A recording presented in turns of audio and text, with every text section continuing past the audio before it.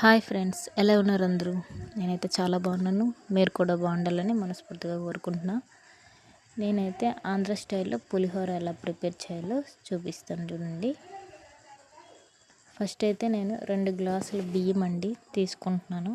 ఒక తపాల్లో 2 గ్లాసుల బియ్యం తీసుకుని కడిగి గ్యాస్ మీద అయితే పెట్టుకుంటున్నాను. దీంట్లోనే పసుపు అనేది యాడ్ చేస్తున్నానండి. దీంట్లో పసుపు అనేది యాడ్ చేసుకుని ఒక స్టవ్ మీద అయితే పెట్టుకున్నాను.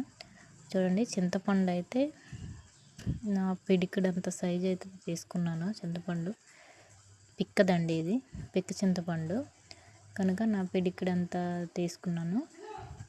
దీంట్లోనూ వాటర్ పోసుకొని బాగా కలుపుకొని పిక్కలన్నీ తీసేయాలండి. పిక్కలన్నీ తీసిన తర్వాత స్టవ్ మీద పెట్టుకొని మరిగించుకోవాలి. బాగా చిక్కపడేంత వరకు మరగాలి ఇది.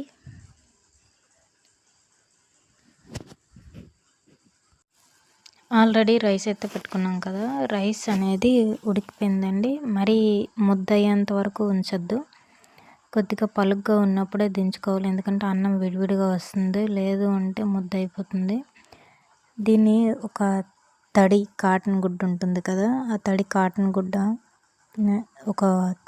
గుడ్డ తీసుకుని దాన్ని తడిపేసి నేనైతే ఒక చాప మీద వేసుకున్నాను. చాప మీద వేసుకొని అన్నం అంతా ఇలా విడిప్పాలండి, ఎందుకంటే ముద్ద కట్టకన్నా ఉండటానికి. అన్నం అంతా విడిపేసి ఆల్రెడీ చింతపండు పులుసు కూడా మరిగిపోయిందండి, దగ్గరకు అయిపోయింది. దీన్ని తీసి చల్లారి పెట్టుకుందాం. నెక్స్ట్ వేరే కళాయి తీసుకుని ఆ కళాయిలో ఆయిల్ పోసుకొని ఫస్ట్ పల్లీలు అయితే వేయించుకుందాం, అదే పెద్దది. తర్వాత అందులోనే పల్లీలు కొంచెం వేగినాక జీడిపప్పు అనేది వేసుకుందాం. జీడిపప్పు, కొంచెం బాదం ఒక 5-6 ముక్కలుగా చేసేసి అయితే వేసుకున్నాను. ఇవంతా ఫ్రై అయిపోయినాక, బాగా ఫ్రై అయిపోతాయి కదండి, బాగా ఫ్రై అయిపోయినాక తీసేసి మనం ఏదైతే పులిహోర ఒక తడిగుడ్డ మీద వేసాం కదా, అందులో అయితే వేసేసుకుందాం. ఫస్ట్ ఈ జీడిపప్పు, బాదం, పల్లీలు బాగా వేగిపోయినాక ఆ పులిహోరలో అయితే వేసేసుకుందాం. తర్వాత పచ్చిమిర్చి పచ్చిమిర్చి మీ కారంకి తగ్గట్టు వేసుకోండి. నేను 2 గ్లాసుల బియ్యం వేసాను కదా, ఒక 10 అన్నీ వేస్తున్నాను పచ్చిమిర్చి. వేసేసి అయితే అవి కొంచెం ఫ్రై అయినాక ఇందులో కలుపుకుంటున్నానండి. నెక్స్ట్ పచ్చిమిర్చి అనేది వేయించుకొని అందులో అయితే వేసుకోవాలండి. పచ్చిమిర్చి వేసేసిన తర్వాత అల్లం అనేది చిన్న చిన్న ముక్కలుగా కోసుకుందాము. అల్లం మాత్రం పక్కా వేయాలండి. అల్లం అనేది చిన్న చిన్న ముక్కలుగా కోసుకొని ఆయిల్లో అనేది కొద్దిసేపు ఫ్రై చేసుకోవాలి, కలుపుతూ ఉంటే. చూడండి ఎలా అయితే కట్ చేశానో అలా కట్ చేసి కలుపుతూ ఉండాలి. ఇది ఫ్రై అయినాక నేను ఇది తీసేసి ఏదైతే పులిహోరలో మనము బాదము, పల్లీలు ఇవన్నీ వేసేసాము కదా, జీడిపప్పు, అందులో ఈ పచ్చిమిర్చి, అల్లం కూడా అందులో కలిపేద్దాం. కలిపేసి మళ్ళీ స్టవ్ మీద అయితే పెట్టుకున్నామండి. పచ్చిమిర్చి వేసాము కదా, ఎండుమిర్చి కూడా మళ్ళీ వేసుకుంటున్నాను. ఒక 4 ఎండుమిర్చీలు, కరివేపాకు వేసుకొని ఇవి కొద్దిగా ఫ్రై అయినాక తీసేసి మళ్ళీ అందులో అయితే కలిపేసుకుంటున్నానండి. ఇది ఇందులో కలిపేసేసిన తర్వాత మొత్తం అన్నీ లాస్ట్లో ఒక్కసారి అయితే కలుపుకుంటాను. ఇవన్నీ అయితే దాని మీద అయితే వేసేస్తున్నాను. నెక్స్ట్ మళ్ళీ అదే కళాయి పెట్టుకొని పోపు దినుసులు ఉంటాయి కదా, ఆవాలు, మినపప్పు, శనగపప్పు కొంచెం ఎక్కువ వేసుకోండి. మినపప్పు, శనగపప్పు, జీలకర్ర కొంచెం, ఇవన్నీ వేసుకొని ఫ్రై అవ్వనివ్వాలి. దీంట్లోనే కొంచెం ఇంగువ కూడా వేస్తాను నేను. ఇంగువ వేసుకుంటే మంచి టేస్ట్ వస్తుందండి, చాలా బాగుంటుంది పులిహోరలో. ఎక్కడైనా ఇంగువ లేదంటే ఆ టేస్ట్ వేరే, కొద్దిగా ఇంగువ వేసుకుంటే అదైతే టేస్ట్ చాలా బాగుంటుంది. నేను ఒక్కొక్కటిగా ఫ్రై చేసుకుంటున్నాను కదా, ఇవన్నీ అందులో వేసేసి ఇది మొత్తం కలిపి పులిహోరలో అయితే వేసేస్తున్నాను. వేసేసి పులిహోరలో ఉప్పు తగినంత వేసుకోవాలి. ఉప్పు తగినంత వేసుకుని మొత్తం కలిపి పులిహోరలో వేసేసి మొత్తం అంతా అన్నం అంతా కింద మీద మొత్తం కలుపుతూ ఉండాలి. నెక్స్ట్ ఈ చింతపండు పులుపు అనేది మనం మరగబెట్టుకున్నాం కదా, ఇది చల్లారిపోయి ఉంటుంది ఈ టైంకి. అది కూడా వేసుకొని మొత్తం నేను వేసిన 2 గ్లాసుల బియ్యంకి నేను తీసుకున్న చింతపండు అదైతే సరిపోతుందండి. ఆ పులుపు అంచనం మీద అయితే తీసాను నేను, సరిపోతుంది. దానికి ఇంకా మనం యాడ్ చేయ అవసరం లేదు. మీకు పులుపు సరిపోదు అనుకుంటే నిమ్మకాయ అనేది పిండుకోండి. నిమ్మకాయ పిండుకుంటే సరిపోతుంది. నేనైతే ఓన్లీ చింతపండు అన్నం మాత్రమే చేస్తున్నాను, చింతపండు పులిహోర. నిమ్మకాయ అయితే చేయట్లేదు. నిమ్మకాయ వేస్తే మళ్ళీ అది వేరే టేస్ట్ వచ్చేస్తుంది. ఓన్లీ చింతపండు వేస్తేనే టేస్ట్ వేరేగా ఉంటుంది. అందుకనేసి ఓన్లీ చింతపండు అన్నం అయితే కలుపుతున్నాను నేను. ఇది కూడా పిల్లల స్కూల్కే అండి కలుపుతున్నాను.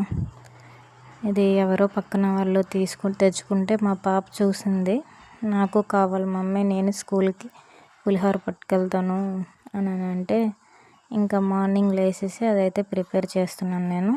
వీడియో తీయడం కూడా అవుతుంది కదా, మీకు కూడా చూపించవచ్చు, వాళ్ళు కూడా తింటారు అనే విధంగా నేనైతే ట్రై చేస్తున్నాను. మొత్తం అయితే వేసేసి కలుపుతున్నాను. ఈ ఉప్పు అనేది చూసేసి వేసుకోండి, మీకు తగ్గట్టు ఉప్పు. నేనైతే ఆల్రెడీ ఉప్పు వేసాను నేను.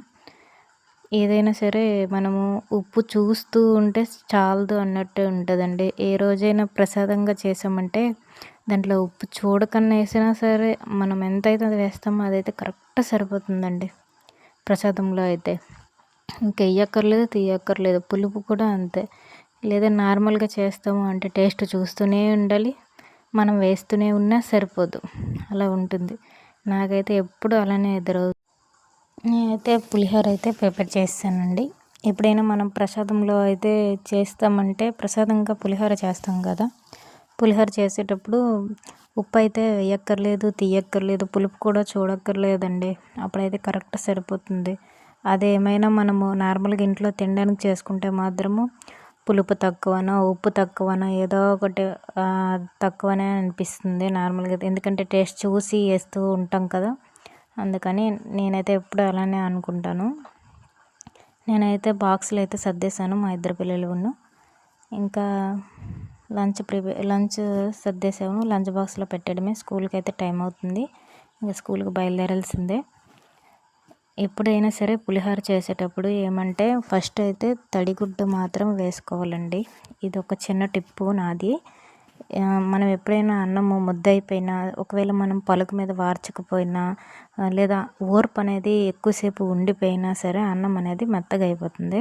ఆ మెత్తగా అయ్యేటప్పుడు ఇలా అన్నము విడివిడిగా రాదండి. నేను ఎప్పుడైతే చేశాను కదా అలా పులిహోర విడివిడిగా అన్నం రాదు. అలాంటప్పుడు ఏం చేయాలంటే ఆ ముద్దయిపోయిన అన్నము ఏమీ టెన్షన్ పడకన్నా ఒక తడిగుడ్డు ఉంటుంది కదా, ఒక ఏదైనా గుడ్డ తడిపేసి అది ఒక చాప మీద, కింద అయితే మళ్ళీ ఆయిల్ అంతా జిడ్డు అంటేస్తుంది కనుక ఒక చాప వేసేసి చాప మీద గుడ్డ అనేది పరిచేసి మనం ఏదైతే అన్నం పెట్టామో ఆ అన్నాన్ని మొత్తం అందులో వేసేయండి. వేసేస్తే ఏం కాదండి, మొత్తం అంతా పరిచేస్తే ఏం కాదు అన్నం అంతాను. అదే తడిగుడ్లో రాత్రంతా మనం మార్నింగ్ చేసామంటే మార్నింగ్ అంతా తడిగుడ్లో ఉంచామనుకోండి, అసలు రైస్ పాడవదు, అసలు పులిహోర పాడవదు మెయిన్. అలా చేస్తే ఇంకా కూడా పాడవదండి, చాలా బాగుంటుంది, టేస్ట్గా ఉంటుంది. ఇలా అయితే చేయండి. అన్నం కూడా ఎప్పుడైనా ముద్దయిపోతుందని ముద్దయిపోయింది అని అనిపిస్తే అలా చేస్తే అన్నం ఇలా విడివిడిగా మెతుకు అంటుకోకన్నా విడివిడిగా వస్తుంది పులిహోర అయితే. నేనైతే బాక్స్ సర్దేశాను, పప్పాయి కూడా కోసేసానండి. ఇది పిల్లల బ్రేక్ బాక్స్కి పప్పాయి కోసాను. అందులో కొంచెం బ్లాక్ సాల్ట్ అయితే వేసేసి పిల్లలకైతే ప్యాక్ చేసేస్తున్నాను. బ్లాక్ సాల్ట్ వేస్తే కొంచెం టేస్ట్గా ఉంటుంది కదా, తింటారు. లేదంటే అది కూడా తినరండి, చాలా పెచ్చి పెడతారు. పప్పాయ దా ఇదా అంటూనే ఉంటారు. అందుకనేసే అండి పిల్లల కోసం అయితే లంచ్ బాక్స్, బ్రేక్ బాక్స్ అంతా ప్యాకింగ్ అయిపోయింది. ఇంకా రెడీ చేయాలి పిల్లలకి. నా వీడియో కనుక నచ్చినట్లయితే లైక్ చేయండి, నా వీడియో కనుక నచ్చినట్లయితే లైక్ చేయండి, షేర్ చేయండి, కమెంట్ చేయండి, సబ్స్క్రైబ్ చేయడం మాత్రం మర్చిపోవద్దు friends. Thank you for keep watching. మీరు ఎప్పుడు ఇలానే నన్ను సపోర్ట్ చేస్తారని ఆశిస్తున్నాను. Thank you so much. Bye bye. నా వీడియో నచ్చుతుందని అనుకుంటున్నాను మీకు. Please subscribe. Thank you. Bye.